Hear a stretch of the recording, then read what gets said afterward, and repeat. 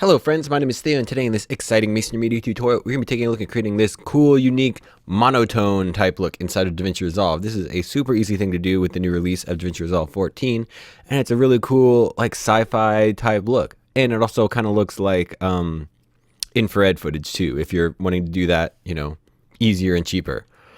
So, we've got this clip here of Miss Evelyn just hanging out, doing our modeling thing. And the first thing we're going to do, as always, is sort of just, get our footage looking a little better. So I'll bring this up some, so it's a little bit under. Add a little bit of contrast. Change the pivot around. Change our luma curve. So her skin tone is a little bit more where it should be. Then recontrast these guys back up. This was once again shot on the Blackmagic Ursa 4K, Ursa Mini 4K. So dynamic range isn't quite all the way there, which is fine. And, it's good to do things that are not always on the easiest cameras to use. So then bring the saturation up, and that's looking pretty good. So, that's nice and balanced and looking good.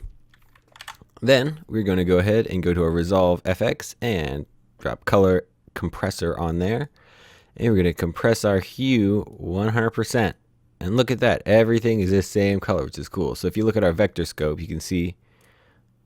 Watch it. I'll even make it nice and bright for everyone. So we've got all of our saturation around here. This is what the vector scope does for you who don't know it. You've got red, magenta, blue, cyan, green, yellow all around there, and this is the amount of saturation in the image. This is the quote skin tone line unquote, which should be taken with a grain of salt in my opinion. And you see we compress our hue and they all just go whoop right to red. And now if we want to scoot this around just a little bit so it's less pink, we can make it look a little more natural. Now it's nice and like fall looking. You can of course, compress it less if you want to still leave some difference in there, but give it a bit of a look. But I'm just going to go all the way because we're going straight sci-fi with this. So now you've got that. That's most of the way with there. You're pretty much good to go. You can add a little bit of contrast if you want, a little more, since you lost some perceived contrast by reducing the amount of color contrast. So now that's looking pretty good again. Yeah, it's pretty nice. And then you can just leave it like that if you want to, or what I normally like to do is put another little grade on top of it so it doesn't look quite so monochrome. So I'm just going to do the typical like orange teal type thing where we add one node and go to our log color correction and midtones. I'm just going to make those crazy blue so you can see what we're doing. Then you adjust your low range, which tells you how far down you want it to go. So you see there, it gets in the blacks. You just want to bring it right out of there so your blacks stay clean. High range, you want to get it out of the skin. And that's sort of a good range for that. And then just reset that and move the color down a little bit. So just getting a little bit of stuff there. And then Alt-P adds a parallel node. Actually, I'll show you what a parallel node does. So first of all, let's just go and make this really bad so you can see what we're doing. So in a parallel node, we will go ahead and make this orangey, bring our high range up most of the way. Not quite in our highlights, but see you getting there, and then low range, just so it's our skin tone, so that's fine. So you see with a parallel mixer node, this is so bad. I'm going to reduce this blue later, all this later, but it makes it better for demonstration. So you can see that we can see both grades happening. We've got this orange stuff on top and we've got the blue underneath.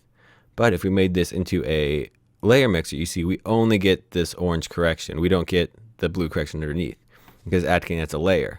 So that's why I use a parallel node for something like this. You can do it in a serial node also. It just makes more sense in my brain to do these things that are basically like one look action at a time. But it would work as a serial node in this case. But, parallel nodes also look cooler. So let's go ahead and make this less bad looking. So we just add a little bit. So there's a little bit of stuff going on.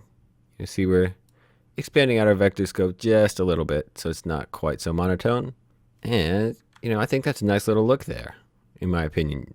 If you want to be even more cheeky, you can go to your luminance versus saturation tab and you just make double sure things are the way you want them to be.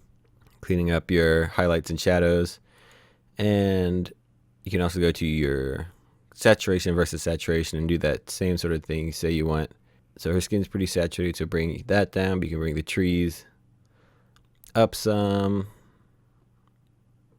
whatever you want to do. I don't really want to do anything there. I'm pretty happy with this. If we just add Tiny bit more saturation, just because I'm a saturation fiend. What can I say? I like stuff to pop.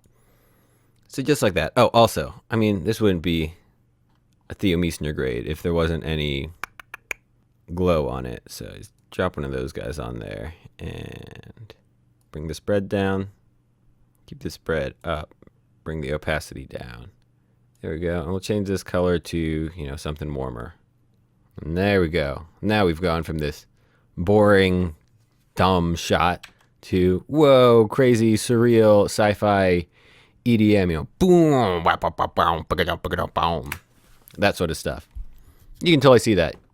I mean, easy. Look at that. Evelyn knows. Evelyn knows this is cool.